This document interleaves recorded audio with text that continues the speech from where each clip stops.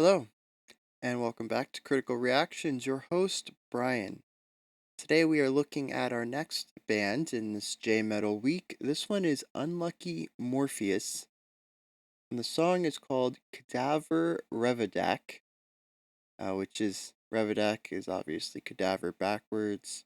Not sure how that plays into this track, but we have the plus sheet music version. I don't know if that means that it's going to be all the sheet music or if we're just going to have maybe the lead line. Uh, I'd like to see a full page of music, but I don't know. I don't see them doing that. That's going to take up the whole screen, and it's probably a video with it that they want to show off. So I'm not putting my expectations on that. I'd like to see that. But that's not where my expectations are going to be. So yeah, let's get into this Unlucky Morpheus Cadaver Revac.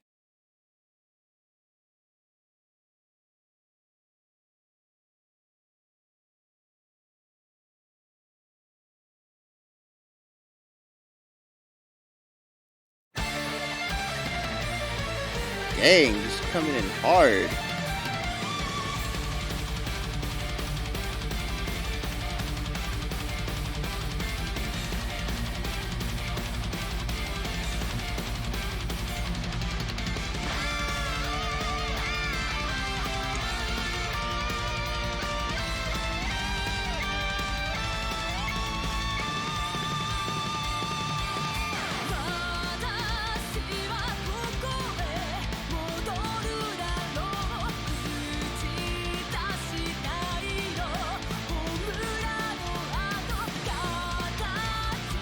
A lot of energy. That's what I'm getting here. I don't like how there's only one line though, which I assume would be the singer's line right here. Yep, that's the singer's part.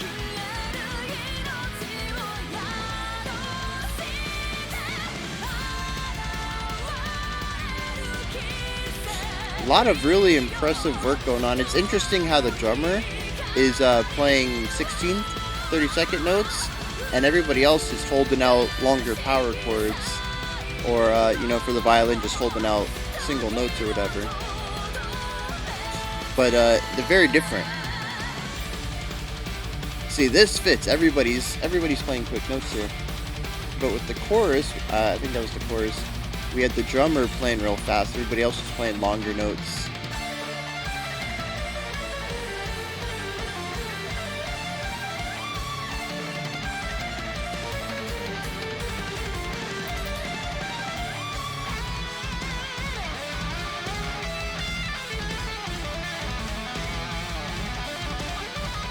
Nice arpeggiating here.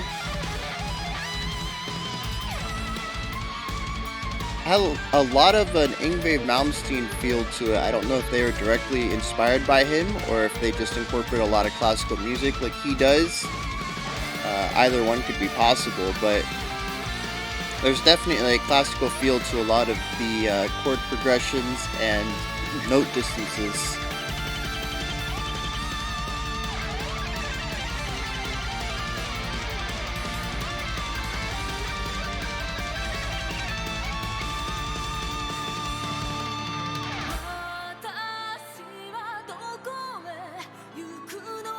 Where's that piano coming from?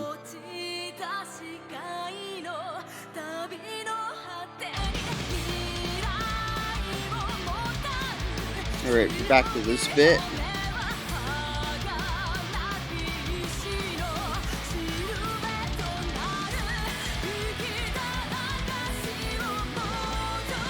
I wish we had seen more of that violin during the solo trade-offs. Because she sounds like she's killing it, but she's not getting a lot of spotlight.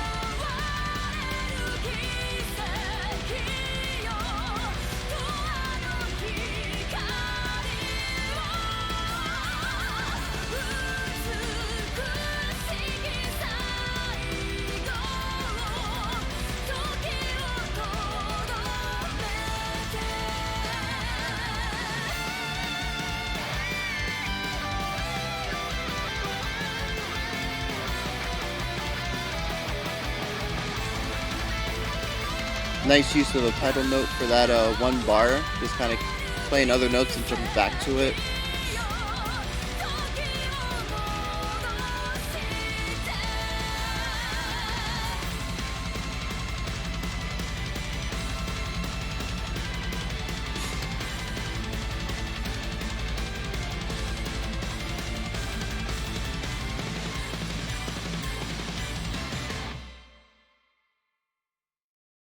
Alright, so that was Cadaver.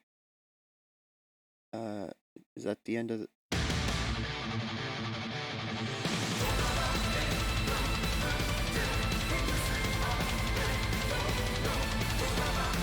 Huh.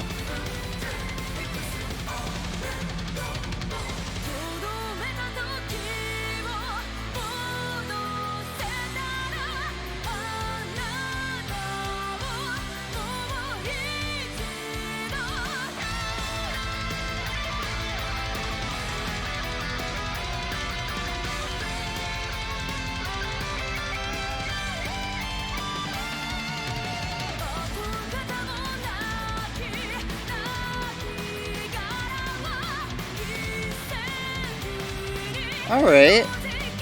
That's a nice little gimmick.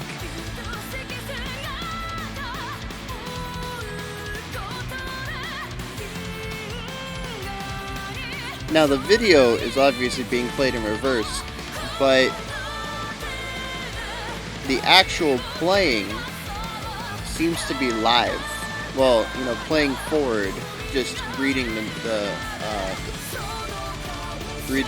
score backwards.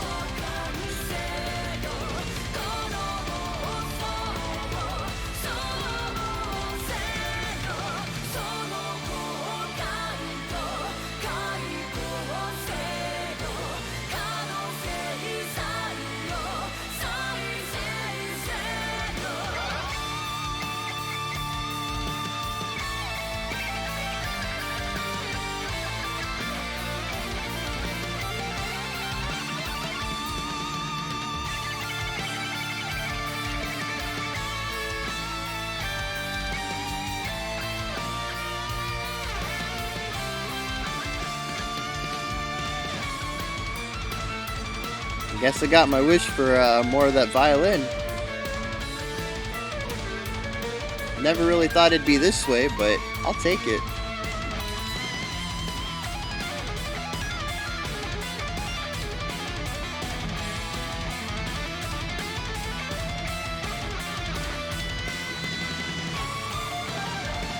I can't believe that she only has 8 bars in that solo section, though.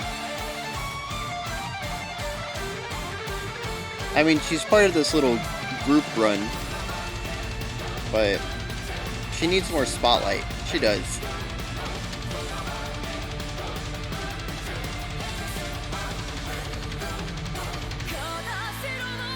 Now, see, the interesting part here is, I don't think this would be too bad on the guitars and the violin.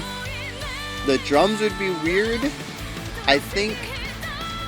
But I'm really impressed by her ability to sing backwards.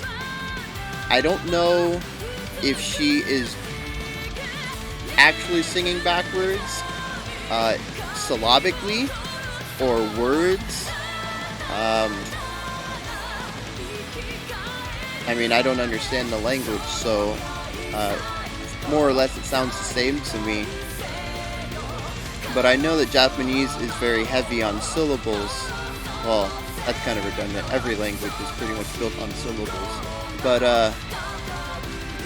you know, I don't know if she's reversing the entire word or just reversing separate syllables, or how they went about writing the lyrics out for this backwards section. But that seems like it would be a lot more difficult to me than to read a score backwards and play it on an instrument.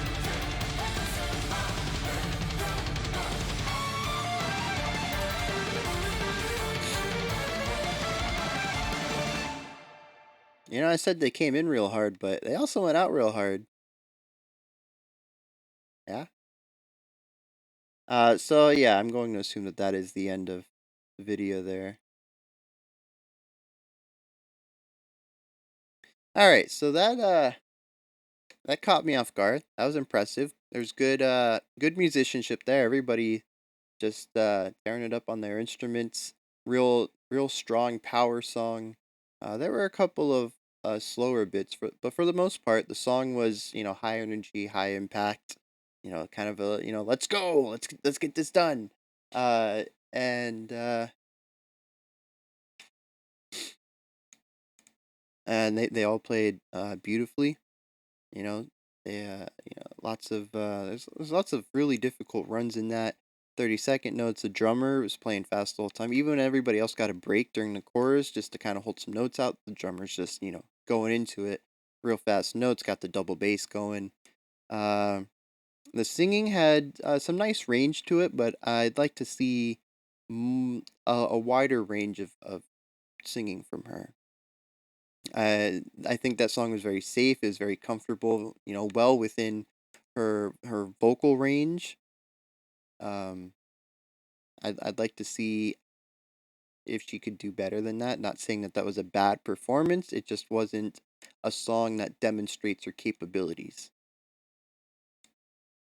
But of course, the real trick, the real reason that this was suggested for me to react to is the middle of the song where they start playing it backwards. And like I said, reading a score backwards, it's a little interesting. You have a lot of muscle memory, especially once you practice a song over and over and over. You get kind of an idea of how it feels to play the song. Where your fingers are supposed to go. If it's a woodwind instrument, your embouchure, and the different types of breathing techniques for the different sections of the song. And after you've played a song 10, 20, 30 times, you start to build a memory for it, and your body reacts to certain sections in a very predictable way. And I can't imagine, well, actually, I can't imagine. I've played songs backwards before, and your body wants to do things that are counterintuitive because of the section that you're playing, the section that you're reading. Your body knows, hey, at bar 36, I'm supposed to be doing this with my body. My fingers are ready to do this. My lungs are ready to do this. My lips are ready to do this. And, but you're going backwards. So the lyrical content is not lyrics as in words, but the flow of the music is completely different. Where you might take a breath in a pause, or a good place to pause to take a breath, uh, is no longer a good place because it messes with the flow of the song itself. And I know breathing isn't a technique that they have to worry about with the strings and drums, but the singer would. Uh, but that's just an example.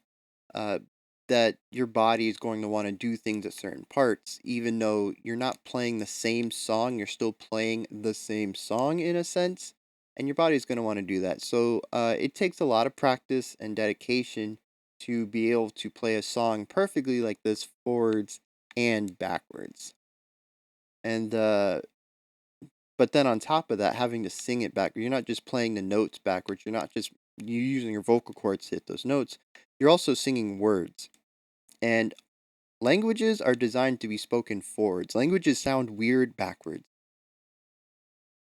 And very rarely do people have any practice singing or speaking backwards.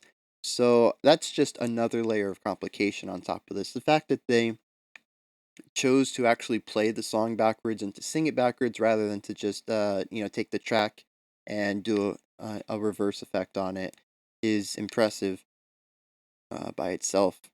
I mean that's just another level of dedication that the band is showing for their craft. So yeah, that unlucky Morpheus Cadaver.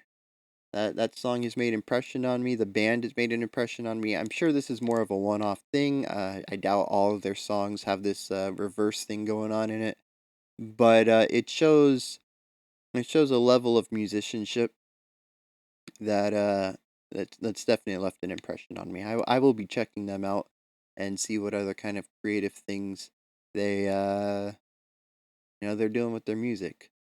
So yeah, fantastic suggestion there. I don't remember who suggested that one. It was a recent one. Um, I was going to throw it in the list, the to react list, the to do list, and something about the comment and the fact that no one else had really suggested it. It wasn't a popular band. I had never even heard of it. Just made me. I was like, okay, I gotta. Oh, and also the palindrome in in the track title. So there are a few things that just made me bump it up to the top. So yeah, excellent suggestion. Glad I did that. What'd you guys think?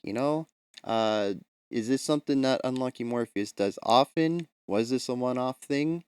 Are there any songs where the violinist has more of a spotlight? Because I feel like she added texture to the song more than she showcased her skills. Not a bad thing. I mean, not every instrument can always spotlight in every song, but at the same time, man, that solo section in the center of the song, uh, well, I guess it would be the quarter if you're going to include the reverse, the quarter way into the song when all the instrumentals were doing their solos. The guitarist got like 32 bars total, and she got a whole 8.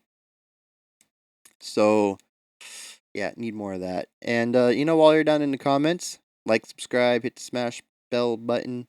And I'm so bad at these outros. Jeez. And tomorrow is the last day of J Metal week, and I'm sure most of you know what I'm going to finish on. I've been told repeatedly that I can't do a Japanese Japanese rock week without this group. So it's a pretty easy guess who it's going to be. So yeah, catch me tomorrow, same time as always, 11:30 in the morning Eastern Standard Time for the final reaction to this J Metal week. All right, and well, y'all have a fantastic day.